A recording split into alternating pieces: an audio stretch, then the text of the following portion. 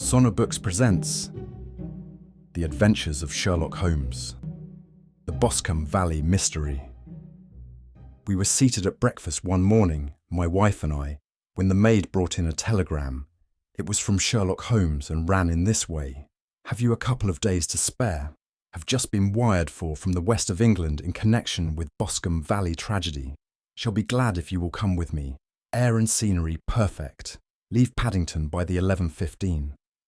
What do you say, dear? Said my wife, looking across at me. Will you go? I really don't know what to say. I have a fairly long list at present.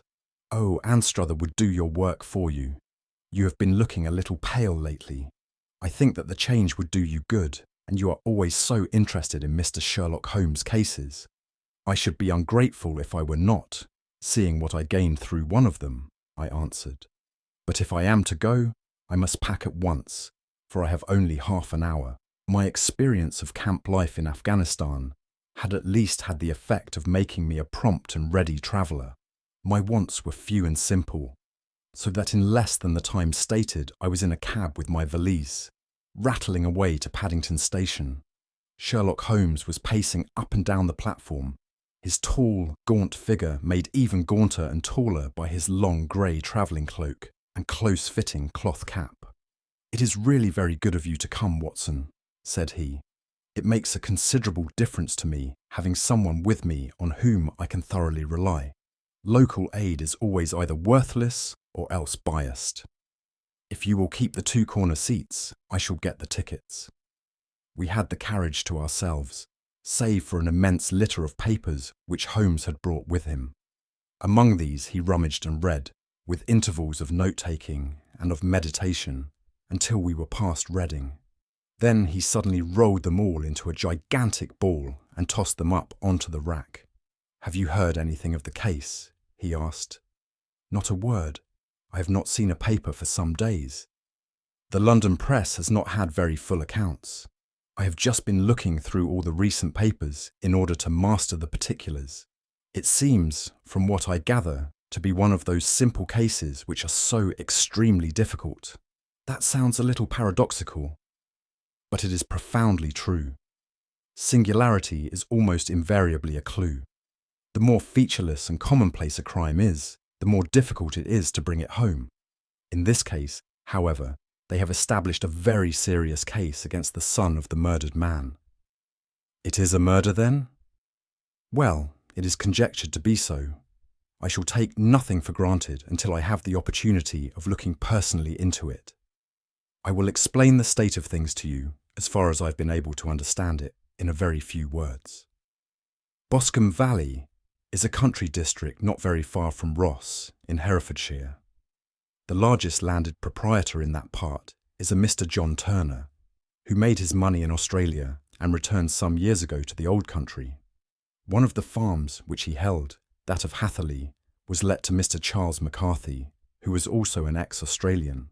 The men had known each other in the colonies, so that it was not unnatural that when they came to settle down, they should do so as near each other as possible. Turner was apparently the richer man, so McCarthy became his tenant, but still remained, it seems, upon terms of perfect equality, as they were frequently together. McCarthy had one son, a lad of 18, and Turner had an only daughter of the same age, but neither of them had wives living. They appear to have avoided the society of the neighbouring English families and to have led retired lives. Though both the McCarthys were fond of sport and were frequently seen at the race meetings of the neighbourhood, McCarthy kept two servants, a man and a girl. Turner had a considerable household, some half-dozen at the least. That is as much as I have been able to gather about the families. Now for the facts. On June 3rd, that is, on Monday last, McCarthy left his house at Hatherley about 3 in the afternoon and walked down to the Boscombe Pool, which is a small lake formed by the spreading out of the stream which runs down the Boscombe Valley. He had been out with his serving man in the morning at Ross, and he had told the man that he must hurry, as he had an appointment of importance to keep at 3. From that appointment he never came back alive. From Hatherley farmhouse to the Boscombe Pool is a 1/4 of a mile, and 2 people saw him as he passed over this ground. One was an old woman whose name is not mentioned, and the other was William Crowder, a gamekeeper in the employ of Mr. Turner. Both these witnesses deposed that Mr. McCarthy was walking alone. The gamekeeper adds that within a few minutes of his seeing Mr. McCarthy pass, he had seen his son, Mr. James McCarthy, going the same way with a gun under his arm. To the best of his belief, the father was actually in sight at the time, and the son was following him. He thought no more of the matter until he heard in the evening of the tragedy that had occurred. The two McCarthys were seen after the time when William Crowder, the gamekeeper, lost sight of them. The Boscombe pool is thickly wooded round, with just a fringe of grass and of reeds round the edge. A girl of 14, Patience Moran, who is the daughter of the lodgekeeper of the Boscombe Valley estate, was in one of the woods picking flowers. She states that while she was there, she saw, at the border of the wood and close by the lake, Mr. McCarthy and his son, and that they appeared to be having a violent quarrel. She heard Mr. McCarthy the elder using very strong language to his son, and she saw the latter raise up his hand as if to strike his father. She was so frightened by their violence that she ran away and told her mother when she reached home that she had left the two McCarthys quarrelling near Boscombe Pool, and that she was afraid that they were going to fight. She had hardly said the words when young Mr. McCarthy came running up to the lodge to say that he had found his father dead in the wood, and to ask for the help of the lodgekeeper. He was much excited, without either his gun or his hat, and his right hand and sleeve were observed to be stained with fresh blood. On following him, they found the dead body stretched out upon the grass beside the pool. The head had been beaten in by repeated blows of some heavy and blunt weapon. The injuries were such as might very well have been inflicted by the butt end of his son's gun, which was found lying on the grass within a few paces of the body. Under these circumstances, the young man was instantly arrested, and a verdict of wilful murder having been returned at the inquest on Tuesday, he was on Wednesday brought before the magistrates at Ross, who have referred the case to the next assizes. Those are the main facts of the case as they came out before the coroner and the police court. I could hardly imagine a more damning case, I remarked. If ever circumstantial evidence pointed to a criminal, it does so here. Circumstantial evidence is a very tricky thing, answered Holmes thoughtfully. It may seem to point very straight to one thing, but if you shift your own point of view a little, you may find it pointing in an equally uncompromising manner to something entirely different. It must be confessed, however, that the case looks exceedingly grave against the young man, and it is very possible that he is indeed the culprit. There are several people in the neighbourhood, however, and among them Miss Turner, the daughter of the neighbouring landowner, who believe in his innocence, and who have retained Lestrade, whom you may recollect in connection with the study in scarlet, to work out the case in his interest. Lestrade, being rather puzzled, has referred the case to me, and hence it is that two middle-aged gentlemen are flying westward at 50 miles an hour instead of quietly digesting their breakfasts at home. I am afraid, said I, that the facts are so obvious that you will find little credit to be gained out of this case. There is nothing more deceptive than an obvious fact, he answered, laughing.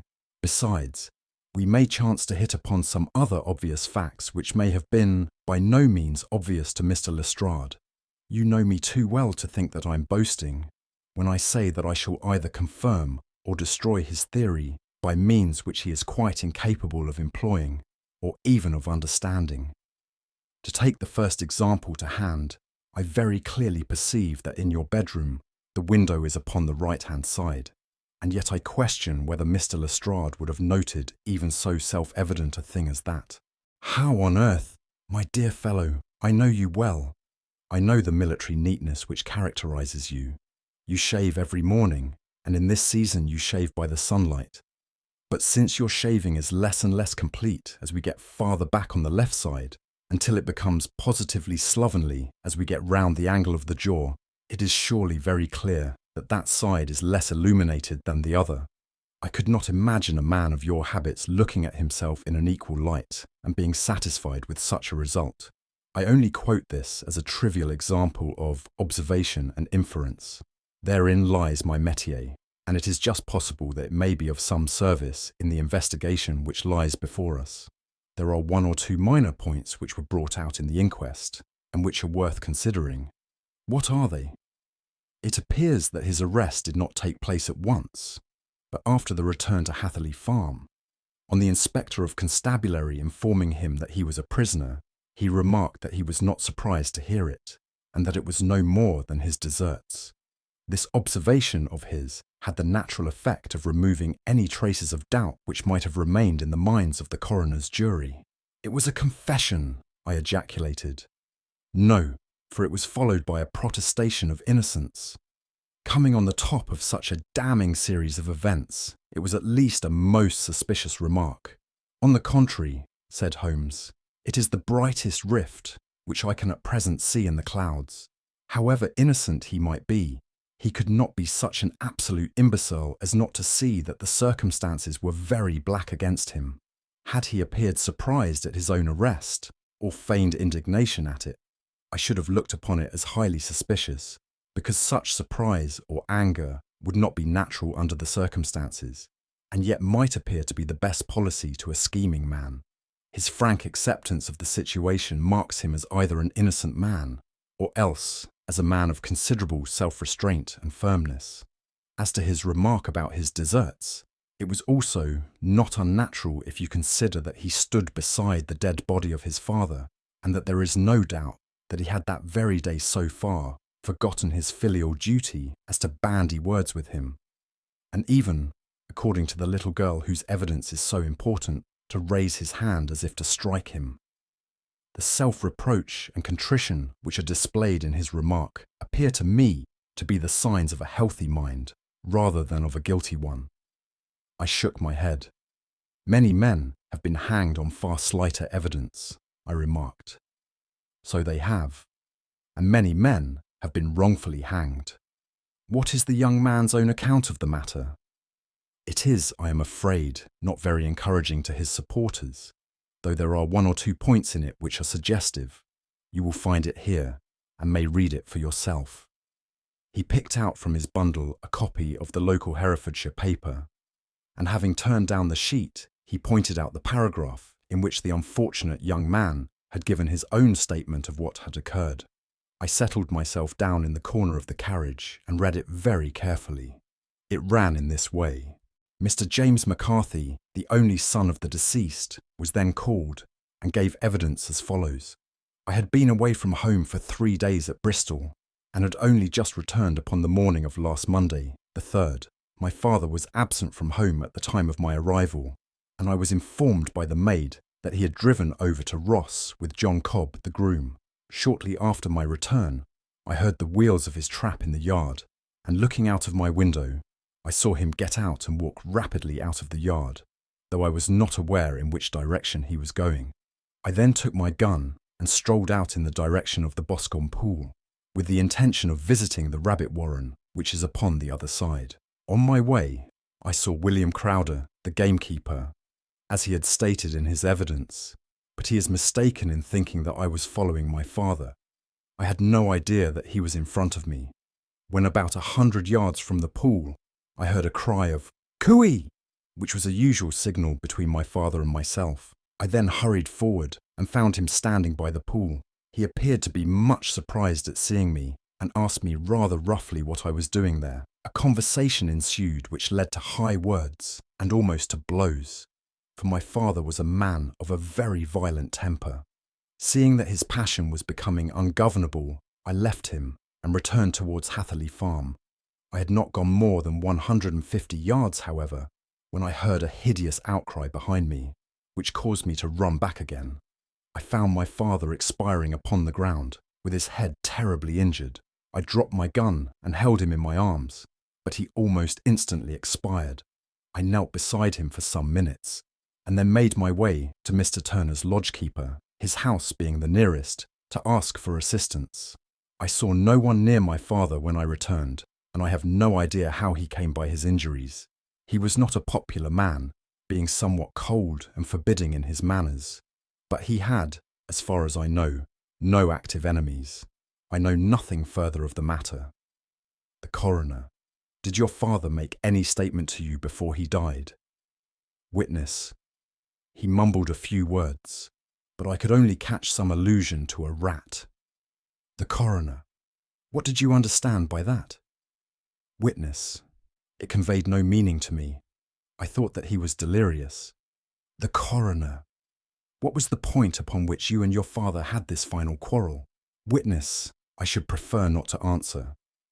The coroner. I'm afraid that I must press it. Witness. It is really impossible for me to tell you. I can assure you that it has nothing to do with the sad tragedy which followed. The coroner. That is for the court to decide.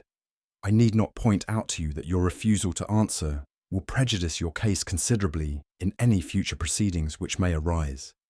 Witness. I must still refuse. The coroner. I understand that the cry of cooee was a common signal between you and your father? Witness. It was. The coroner. How was it then that he uttered it before he saw you, and before he even knew that you had returned from Bristol? Witness. With considerable confusion. I do not know. A juryman. Did you see nothing which aroused your suspicions when you returned on hearing the cry and found your father fatally injured? Witness. Nothing definite. The coroner. What do you mean? Witness. I was so disturbed and excited as I rushed out into the open that I could think of nothing except of my father. Yet I have a vague impression that as I ran forward, something lay upon the ground to the left of me. It seemed to me to be something grey in colour, a coat of some sort, or a plaid perhaps. When I rose from my father, I looked round for it, but it was gone. Do you mean that it disappeared before you went for help? Yes, it was gone. You cannot say what it was? No, I had a feeling something was there. How far from the body? 12 yards or so. And how far from the edge of the wood? About the same. Then if it was removed, it was while you were within 12 yards of it? Yes, but with my back towards it. This concluded the examination of the witness. I see, said I, as I glanced down the column, that the coroner in his concluding remarks was rather severe upon young McCarthy. He calls attention, and with reason, to the discrepancy about his father having signalled to him before seeing him, also to his refusal to give details of his conversation with his father, and his singular account of his father's dying words. They are all, as he remarks, very much against the son. Holmes laughed softly to himself, and stretched himself out upon the cushioned seat. Both you and the coroner have been at some pains, said he, to single out the very strongest points in the young man's favour. Don't you see that you alternately give him credit for having too much imagination and too little? Too little, if he could not invent a cause of quarrel which would give him the sympathy of the jury. Too much, if he evolved from his own inner consciousness anything so outré as a dying reference to a rat and the incident of the vanishing cloth. No, sir, I shall approach this case from the point of view that what this young man says is true, and we shall see whither that hypothesis will lead us. And now, here is my pocket Petrock, and not another word shall I say of this case until we are on the scene of action. We lunch at Swindon, and I see that we shall be there in 20 minutes. It was nearly 4 o'clock, when we at last, after passing through the beautiful Stroud Valley and over the broad gleaming Severn, found ourselves at the pretty little country town of Ross. A lean, ferret-like man, furtive and sly-looking, was waiting for us upon the platform, in spite of the light brown dustcoat and leather leggings, which he wore in deference to his rustic surroundings. I had no difficulty in recognising Lestrade of Scotland Yard. With him, we drove to the Hereford Arms, where a room had already been engaged for us. I have ordered a carriage, said Lestrade as we sat over a cup of tea. I knew your energetic nature, and that you would not be happy until you had been on the scene of the crime. It was very nice and complimentary of you, Holmes answered. It is entirely a question of barometric pressure. Lestrade looked startled. I do not quite follow, he said. How is the glass? 29, I see. No wind and not a cloud in the sky. I have a caseful of cigarettes here, which need smoking, and the sofa is very much superior to the usual country hotel abomination. I do not think that it is probable that I shall use the carriage tonight. Lestrade laughed indulgently. You have, no doubt, already formed your conclusions from the newspapers, he said. The case is as plain as a pikestaff, and the more one goes into it, the plainer it becomes. Still, of course, one can't refuse a lady, and such a very positive one too. She has heard of you, and would have your opinion, though I repeatedly told her that there was nothing which you could do which I had not already done. Why, bless my soul, here is her carriage at the door. He had hardly spoken before there rushed into the room one of the most lovely young women that I have ever seen in my life, her violet eyes shining, her lips parted, a pink flush upon her cheeks, all thought of her natural reserve lost in her overpowering excitement and concern. "Oh, Mr. Sherlock Holmes!" she cried, glancing from one to the other of us, and finally, with a woman's quick intuition, fastening upon my companion, "I'm so glad that you have come. I have driven down to tell you so. I know that James didn't do it. I know it. And I want you to start upon your work knowing it too. Never let yourself doubt upon that point. We have known each other since we were little children, and I know his faults as no one else does. But he is too tender-hearted to hurt a fly. Such a charge is absurd to anyone who really knows him. I hope we may clear him, Miss Turner," said Sherlock Holmes. "You may rely upon my doing all that I can." "But you have read the evidence. You have formed some conclusion. Do you not see some loophole, some flaw? Do you not yourself think that he is innocent?" "I think that it is very probable." "There now," she cried, throwing back her head and looking defiantly at Lestrade. "You hear? He gives me hopes." Lestrade shrugged his shoulders. "I'm afraid that my colleague has been a little quick in forming his conclusions," he said. "But he is right. Oh, I know that he is right. James never did it. And about his quarrel with his father, I'm sure that the reason why he would not speak about it to the coroner was because I was concerned in it." "In what way?" asked Holmes. "It is no time for me to hide anything. James and his father had many disagreements about me. Mr. McCarthy was very anxious that there should be a marriage between us. James and I have always loved each other as brother and sister. But of course he is young and has seen very little of life yet, and well, he naturally did not wish to do anything like that yet. So there were quarrels, and this, I am sure, was one of them." "And your father?" asked Holmes. "Was he in favour of such a union?" "No, he was averse to it also. No one but Mr. McCarthy was in favour of it." A quick blush passed over her fresh young face as Holmes shot one of his keen, questioning glances at her. "Thank you for this information," said he. "May I see your father if I call tomorrow?" "I'm afraid the doctor won't allow it." "The doctor?" "Yes, have you not heard? Poor father has never been strong for years back, but this has broken him down completely. He is taken to his bed, and Dr. Willows says that he is a wreck and that his nervous system is shattered. Mr. McCarthy was the only man alive who had known Dad in the old days in Victoria." "Ha! In Victoria? That is important." "Yes, at the mines." "Quite so. At the gold mines, where, as I understand, Mr. Turner made his money." "Yes, certainly." "Thank you, Miss Turner. You have been of material assistance to me. You will tell me if you have any news tomorrow. No doubt you will go to the prison to see James." "Oh, if you do, Mr. Holmes, do tell him that I know him to be innocent." "I will, Miss Turner. I must go home now, for Dad is very ill, and he misses me so if I leave him. Goodbye, and God help you in your undertaking." She hurried from the room as impulsively as she had entered, and we heard the wheels of her carriage rattle off down the street. "I'm ashamed of you, Holmes," said Lestrade with dignity after a few minutes' silence. "Why should you raise up hopes which you are bound to disappoint? I'm not over-tender of heart, but I call it cruel." "I think that I see my way to clearing James McCarthy," said Holmes. "Have you an order to see him in prison?" "Yes, but only for you and me." "Then I shall reconsider my resolution about going out. We have still time to take a train to Hereford and see him tonight?" "Ample. Then let us do so. Watson, I fear that you will find it very slow, but I shall only be away a couple of hours." I walked down to the station with them, and then wandered through the streets of the little town, finally returning to the hotel, where I lay upon the sofa and tried to interest myself in a yellow-back novel. The puny plot of the story was so thin, however, when compared to the deep mystery through which we were groping, and I found my attention wander so continually from the action to the fact that I at last flung it across the room and gave myself up entirely to a consideration of the events of the day. Supposing that this unhappy young man's story were absolutely true, then what hellish thing, what absolutely unforeseen and extraordinary calamity could have occurred between the time when he parted from his father and the moment when, drawn back by his screams, he rushed into the glade? It was something terrible and deadly. What could it be?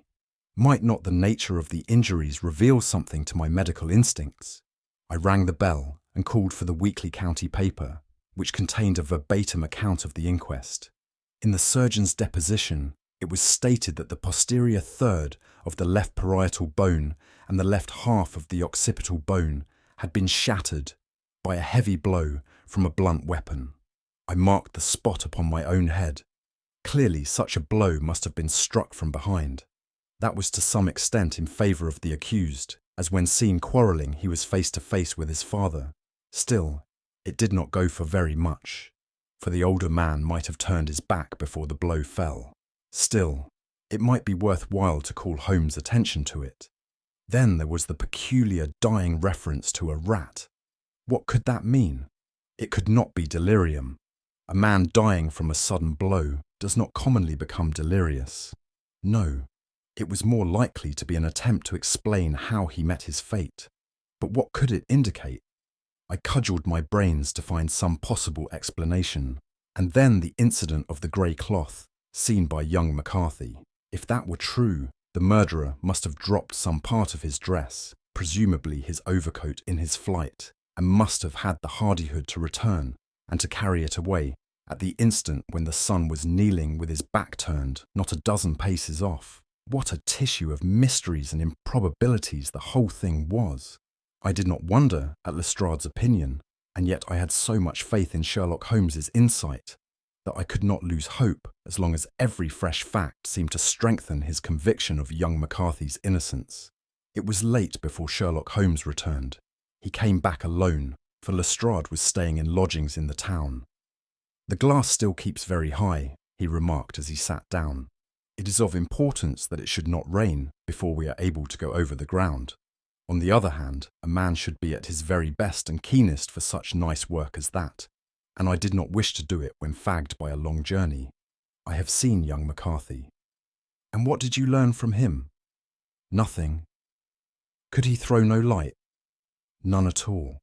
I was inclined to think at one time that he knew who had done it and was screening him or her, but I am convinced now that he is as puzzled as everyone else.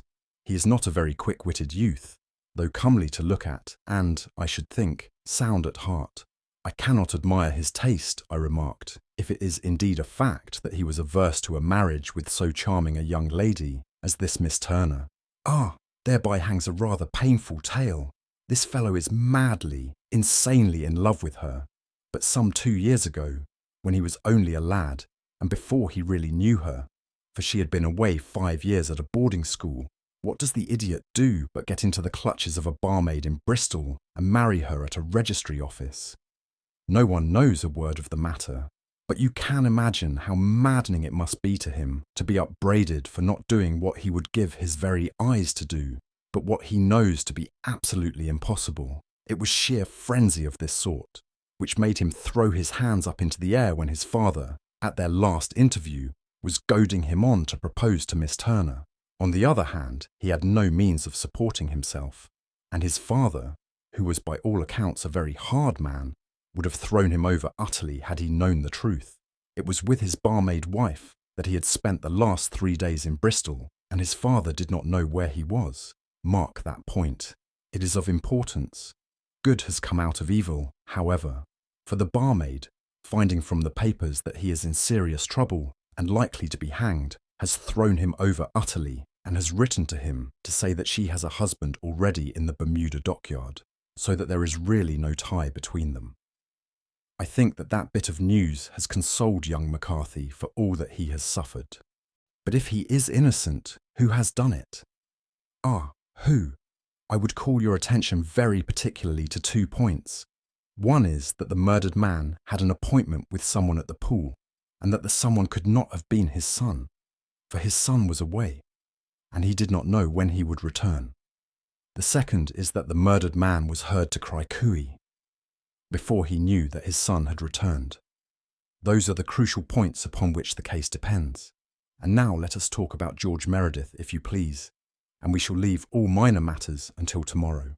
There was no rain, as Holmes had foretold, and the morning broke bright and cloudless. At 9 o'clock, Lestrade called for us with the carriage, and we set off for Hatherley Farm and the Boscombe pool. "There is serious news this morning," Lestrade observed. "It is said that Mr. Turner of the Hall is so ill that his life is despaired of." "An elderly man, I presume," said Holmes. "About 60, but his constitution has been shattered by his life abroad, and he has been in failing health for some time. This business has had a very bad effect upon him. He was an old friend of McCarthy's, and I may add, a great benefactor to him, for I have learned that he gave him Hatherley Farm rent-free." "Indeed, that is interesting," said Holmes. "Oh yes, in 100 other ways he has helped him. Everybody about here speaks of his kindness to him. Really, does it not strike you as a little singular that this McCarthy, who appears to have had little of his own, and to have been under such obligations to Turner, should still talk of marrying his son to Turner's daughter, who is, presumably, heiress to the estate, and that in such a very cocksure manner, as if it were merely a case of a proposal and all else would follow? It is the more strange, since we know that Turner himself was averse to the idea. The daughter told us as much. Do you not deduce something from that?" "We have got to the deductions and the inferences," said Lestrade, winking at me. "I find it hard enough to tackle facts, Holmes, without flying away after theories and fancies." "You are right," said Holmes demurely. "You do find it very hard to tackle the facts. Anyhow, I have grasped one fact which you seem to find it difficult to get hold of," replied Lestrade with some warmth. "And that is, that McCarthy Sr. met his death from McCarthy Jr., and that all theories to the contrary are the merest moonshine." "Well, moonshine is a brighter thing than fog," said Holmes, laughing, "but I am very much mistaken if this is not Hatherley Farm upon the left. Yes, that is it. It was a widespread, comfortable-looking building, 2-storied, slate-roofed, with great yellow blotches of lichen upon the grey walls. The drawn blinds and the smokeless chimneys, however, gave it a stricken look, as though the weight of this horror still lay heavy upon it. We called at the door, when the maid, at Holmes's request, showed us the boots which her master wore at the time of his death, and also a pair of the son's, though not the pair which he had then had. Having measured these very carefully from 7 or 8 different points, Holmes desired to be led to the courtyard, from which we all followed the winding track which led to Boscombe Pool. Sherlock Holmes was transformed when he was hot upon such a scent as this. Men who had only known the quiet thinker and logician of Baker Street would have failed to recognise him. His face flushed and darkened. His brows were drawn into 2 hard black lines, while his eyes shone out from beneath them with a steely glitter. His face was bent downward, his shoulders bowed, his lips compressed, and the veins stood out like whipcord in his long sinewy neck. His nostrils seemed to dilate with a purely animal lust for the chase, and his mind was so absolutely concentrated upon the matter before him that a question or remark fell unheeded upon his ears, or, at the most, only provoked a quick, impatient snarl in reply. Swiftly and silently he made his way along the track which ran through the meadows, and so by way of the woods to the Boscombe Pool. It was damp, marshy ground, as is all that district, and there were marks of many feet, both upon the path and amid the short grass which bounded it on either side. Sometimes Holmes would hurry on, sometimes stop dead, and once he made quite a little detour into the meadow. Lestrade and I walked behind him, the detective indifferent and contemptuous, while I watched my friend with the interest which sprang from the conviction that every one of his actions was directed towards a definite end. The Boscombe Pool, which is a little reed-girt sheet of water some 50 yards across, is situated at the boundary between the Hatherley farm and the private park of the wealthy Mr. Turner. Above the woods, which lined it upon the farther side, we could see the red, jutting pinnacles, which marked the site of the rich landowner's dwelling. On the Hatherley side of the pool, the woods grew very thick, and there was a narrow belt of sodden grass, 20 paces across, between the edge of the trees and the reeds which lined the lake. Lestrade showed us the exact spot at which the body had been found, and indeed, so moist was the ground that I could plainly see the traces which had been left by the fall of the stricken man. To Holmes, as I could see by his eager face and peering eyes, very many other things were to be read upon the trampled grass. He ran round like a dog who is picking up a scent, and then turned upon my companion. "What did you go into the pool for?" he asked. "I fished about with a rake. I thought there might be some weapon or other trace. But how on earth—" Oh, tut, tut, I have no time. That left foot of yours with its inward twist is all over the place. A mole could trace it, and there it vanishes among the reeds. Oh, how simple it would all have been, had I been here before they came, like a herd of buffalo, and wallowed all over it. Here is where the party with the lodge-keeper came, and they have covered all tracks for 6 or 8 feet round the body. But here are 3 separate tracks of the same feet. He drew out a lens and lay down upon his waterproof to have a better view, talking all the time rather to himself than to us. These are young McCarthy's feet. Twice he was walking, and once he ran swiftly, so that the soles are deeply marked and the heels hardly visible. That bears out his story. He ran when he saw his father on the ground. Then here are the father's feet as he paced up and down. What is this then? It is the butt end of the gun, as the son stood listening. And this, ha, ha, what have we here? Tiptoes, tiptoes. Square too. Quite unusual boots. They come, they go, they come again. Of course that was for the cloak. Now where did they come from? He ran up and down, sometimes losing, sometimes finding the track, until we were well within the edge of the wood and under the shadow of a great beech, the largest tree in the neighbourhood. Holmes traced his way to the farther side of this and lay down once more upon his face with a little cry of satisfaction. For a long time he remained there, turning over the leaves and dried sticks, gathering up what seemed to me to be dust into an envelope, and examining with his lens not only the ground, but even the bark of the tree as far as he could reach. A jagged stone was lying among the moss, and this also he carefully examined and retained. Then he followed a pathway through the wood until he came to the high road, where all traces were lost. "It has been a case of considerable interest," he remarked, returning to his natural manner. "I fancy that this grey house on the right must be the lodge. I think that I will go in and have a word with Moran, and perhaps write a little note. Having done that, we may drive back to our luncheon. You may walk to the cab, and I shall be with you presently." It was about 10 minutes before we regained our cab and drove back into Ross, Holmes still carrying with him the stone which he had picked up in the wood. "This may interest you, Lestrade," he remarked, holding it out. "The murder was done with it. I see no marks." "There are none." "How do you know then?" "The grass was growing under it. It had only lain there a few days. There was no sign of a place whence it had been taken. It corresponds with the injuries. There is no sign of any other weapon." "And the murderer?" "Is a tall man, left-handed, limps with the right leg, wears thick-soled shooting boots and a grey cloak, smokes Indian cigars, uses a cigar holder, and carries a blunt penknife in his pocket. There are several other indications, but these may be enough to aid us in our search." Lestrade laughed. "I'm afraid that I'm still a sceptic," he said. "Theories are all very well, but we have to deal with a hard-headed British jury." "Nous verrons," answered Holmes calmly. "You work your own method, and I shall work mine. I shall be busy this afternoon, and shall probably return to London by the evening train." "And leave your case unfinished?" "No, finished. But the mystery? It is solved. Who was the criminal then?" "The gentleman I describe. But who is he? Surely it would not be difficult to find out. This is not such a populous neighbourhood.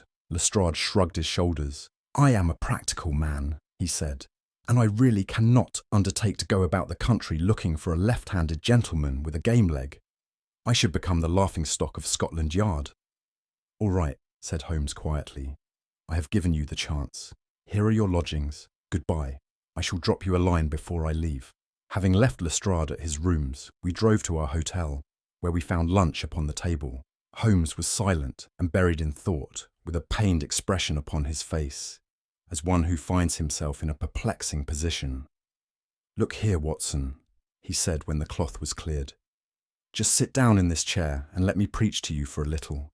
I don't know quite what to do, and I should value your advice. Light a cigar and let me expound. Pray do so.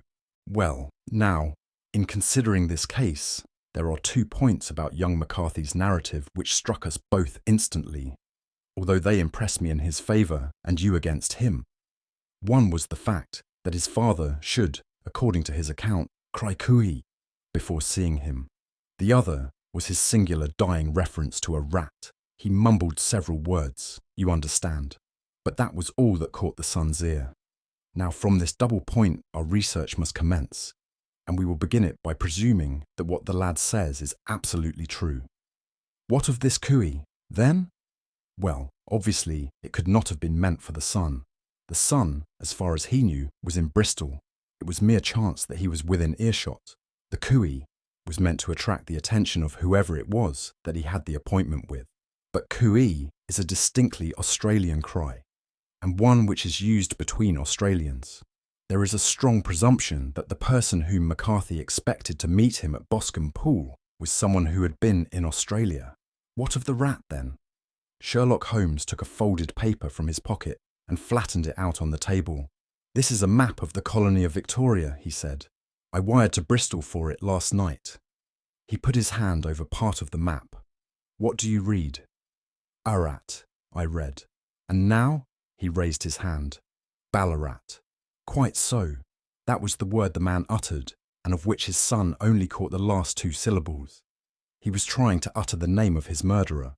So-and-so, of Ballarat."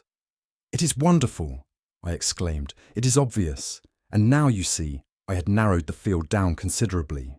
The possession of a grey garment was a 3rd point which, granting the son's statement to be correct, was a certainty. We have come now, out of mere vagueness, to the definite conception of an Australian from Ballarat with a grey cloak. Certainly. And one who was at home in the district, for the pool can only be approached by the farm or by the estate, where strangers could hardly wander. Quite so. Then comes our expedition of today. By an examination of the ground, I gained the trifling details which I gave to that imbecile Lestrade as to the personality of the criminal. But how did you gain them? You know my method. It is founded upon the observation of trifles. His height I know that you might roughly judge from the length of his stride. His boots, too, might be told from their traces. Yes, they were peculiar boots. But his lameness?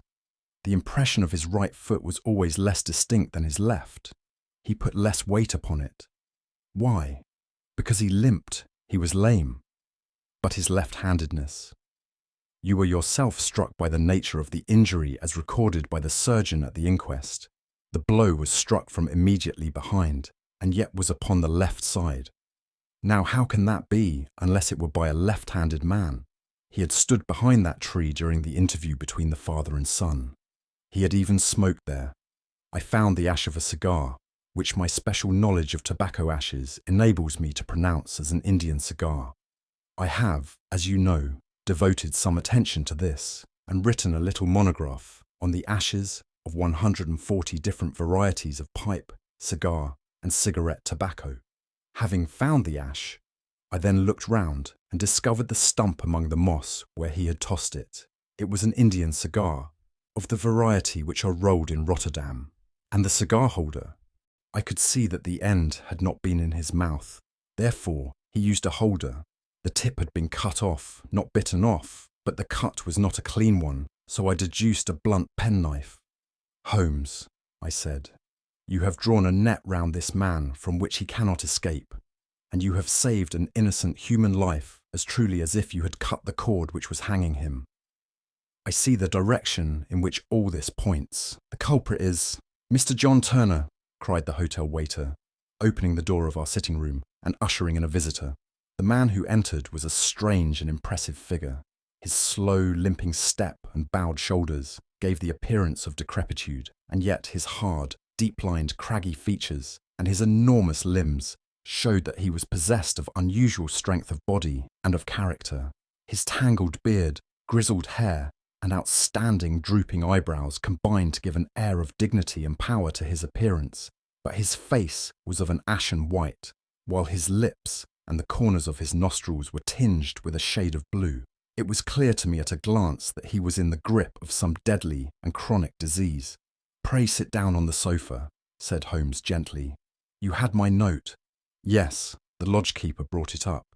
You said that you wished to see me here to avoid scandal." "I thought people would talk if I went to the hall." "And why did you wish to see me?" He looked across at my companion with despair in his weary eyes, as though his question was already answered. "Yes," said Holmes, answering the look rather than the words. "It is so. I know all about McCarthy." The old man sank his face in his hands. "God help me," he cried, "but I would not have let the young man come to harm. I give you my word that I would have spoken out if it went against him at the assizes." "I am glad to hear you say so," said Holmes gravely. "I would have spoken now had it not been for my dear girl. It would break her heart. It will break her heart when she hears that I am arrested." "It may not come to that," said Holmes. "What? I am no official agent. I understand that it was your daughter who required my presence here, and I'm acting in her interests. Young McCarthy must be got off, however." "I'm a dying man," said old Turner. "I've had diabetes for years. My doctor says it is a question whether I shall live a month. Yet I would rather die under my own roof than in a jail." Holmes rose and sat down at the table with his pen in his hand and a bundle of paper before him. "Just tell us the truth," he said. "I shall jot down the facts. You will sign it, and Watson here can witness it. Then I could produce your confession at the last extremity to save young McCarthy. I promise you that I shall not use it unless it is absolutely needed." "It's as well," said the old man. "It's a question whether I shall live to the assizes, so it matters little to me. But I should wish to spare Alice the shock. And now I will make the thing clear to you. It has been a long time in the acting, but will not take me long to tell. You didn't know this dead man, McCarthy. He was a devil incarnate, I tell you that. God keep you out of the clutches of such a man as he. His grip has been upon me these 20 years, and he has blasted my life. I'll tell you first how I came to be in his power. It was in the early 60s at the diggings.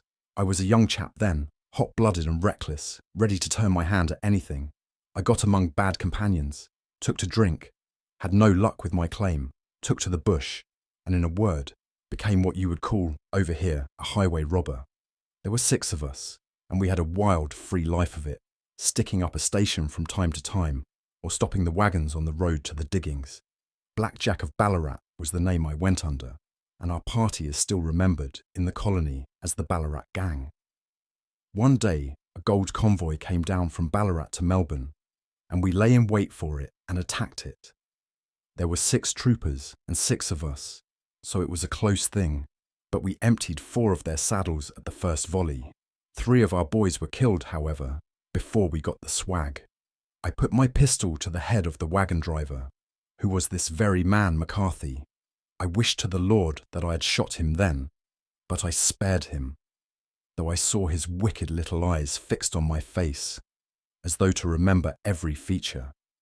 We got away with the gold, became wealthy men, and made our way over to England without being suspected.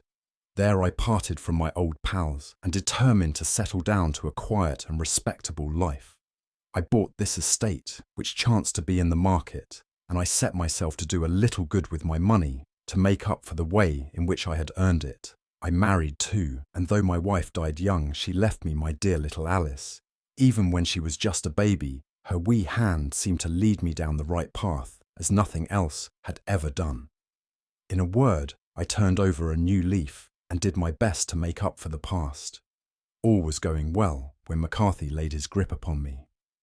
I had gone up to town about an investment, and I met him in Regent Street with hardly a coat to his back or a boot to his foot. "Here we are, Jack," says he, touching me on the arm. "We'll be as good as a family to you. There's 2 of us, me and my son, and you can have the keeping of us. If you don't, it's a fine, law-abiding country is England, and there's always a policeman within hail." Well, down they came to the West Country. There was no shaking them off, and there they have lived, rent-free on my best land ever since. There was no rest for me, no peace, no forgetfulness. Turn where I would, there was his cunning, grinning face at my elbow. It grew worse as Alice grew up, for he soon saw I was more afraid of her knowing my past than of the police. Whatever he wanted, he must have, and whatever it was, I gave him without question, land, money, houses, until at last he asked a thing which I could not give. He asked for Alice.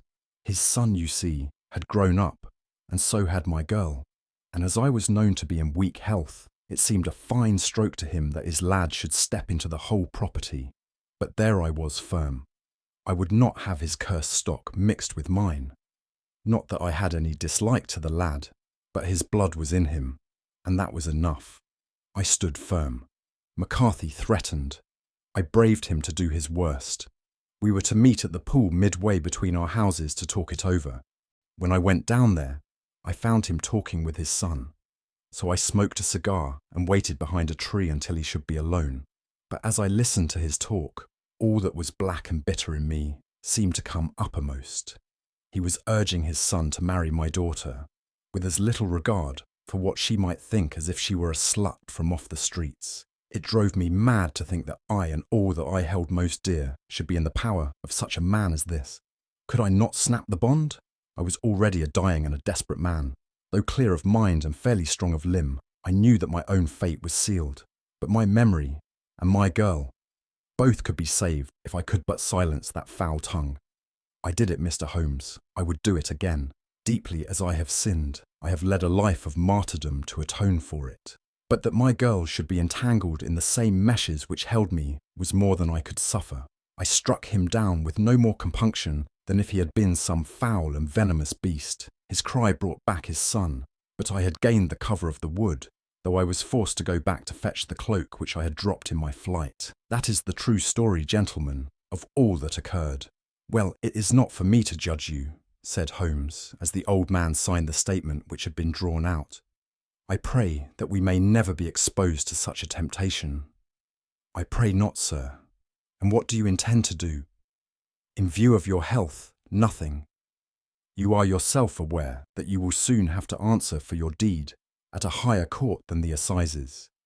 I will keep your confession, and if McCarthy is condemned, I shall be forced to use it. If not, it shall never be seen by mortal eye. And your secret, whether you be alive or dead, shall be safe with us. Farewell then, said the old man solemnly. Your own deathbeds, when they come, will be the easier for the thought of the peace which you have given to mine. Tottering and shaking in all his giant frame, he stumbled slowly from the room.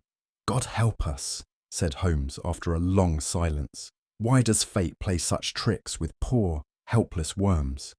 I never hear of such a case as this, that I do not think of Baxter's words and say, there, but for the grace of God, goes Sherlock Holmes. James McCarthy was acquitted at the assizes, on the strength of a number of objections which had been drawn out by Holmes and submitted to the defending counsel. Old Turner lived for 7 months after our interview, but he is now dead, and there is every prospect that the son and daughter may come to live happily together in ignorance of the black cloud which rests upon their past.